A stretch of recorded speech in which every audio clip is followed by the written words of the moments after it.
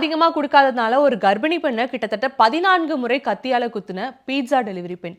எங்கு நடந்தது, எப்படி நடந்தது என்பதை விரிவா பார்க்கலாம் வாங்க.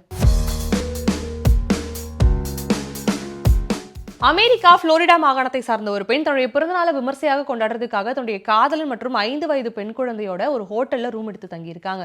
அது மட்டும் இல்லாம அவங்க 3 பேரும் சாப்பிடுறதுக்காக பீட்சாவையும் ஆன்லைன் மூலமா ஆர்டர் பண்ணியிருக்காங்க. அவங்க ஆர்டர் பண்ண பீட்சாவை 22 வயதான ஃப்ரியானா அப்படின்னு சொல்லக்கூடிய ஒரு பெண் வந்து டெலிவரி பண்றாங்க. டெலிவரி பண்ண உடனே அந்த பெண் ஃப்ரியானாவிற்கு $2 வந்து டிப்ஸா கொடுக்குறாங்க. ஃப்ரியானா $2 பார்த்ததுமே $2 எல்லாம் பத்தாது, இன்னும் அதிகமா டிப்ஸ் கொடுங்க அப்படின்னு கேட்டிருக்காங்க.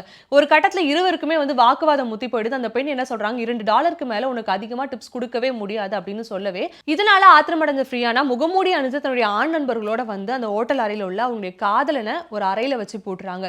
பூட்டினதோட மட்டும் இல்லாம அந்த டிப்ஸ் கொடுக்க மறுத்த பெண்ணை கிட்டத்தட்ட 14 முறை கத்தியால குத்தி இருக்காங்க. குத்திட்டு அவங்க ரத்த வெள்ளத்துல மிதந்து கிடக்கும்போது அந்த ரூம்ல உள்ள விலை உயர்ந்த பொருட்களையும் எடுத்துக்கிட்டு அந்த இடத்துல இருந்து உடனடியா தப்பி போயிருக்காங்க. இதற்கு பிறகு அந்த பெண்ணை உடனடியாக மீட்ட அந்த பெண்ணுடைய காதலன் அவங்கள அவசரமா மருத்துவமனைக்கு கொண்டு போயிருக்காங்க. சிகிச்சையின் பொழுதுதான் ஒரு உண்மை தெரிய வந்திருக்கு. என்ன அப்படின்னா, இந்த பெண் ஏற்கனவே கர்ப்பமாக இருக்கிறாங்க அப்படிங்கிற உண்மை தெரிய வந்திருக்கு. அது மட்டும் இல்லாம இவங்க அபாய கட்டத்தை தாண்டிய நிலையில இவங்களுக்கு மிகவும் தீவிரமான சிகிச்சை அளிக்கப்பட்டு வருது. இதன் அடிப்படையில் வழக்கு பதிவு செய்த போலீசார் பிரியானா அவர்களை கைது செஞ்சிருக்காங்க. அது மட்டும் இல்லாம இந்த சம்பவத்தில் ஈடுபட்ட பிரியானா அவர்களுடைய கூட்டாளிகளை மிகவும் தீவிரமாக தேடி வந்துட்டு இருக்காங்க. டிப்ஸ் தராத ஒரே காரணத்துக்காக ஒரு பெண் கொல்லப்பட்ட சம்பவம் தற்பொழுது சமூக வலைதள பக்கங்கள்ல பேசு பொருளா மாறி இருக்கு.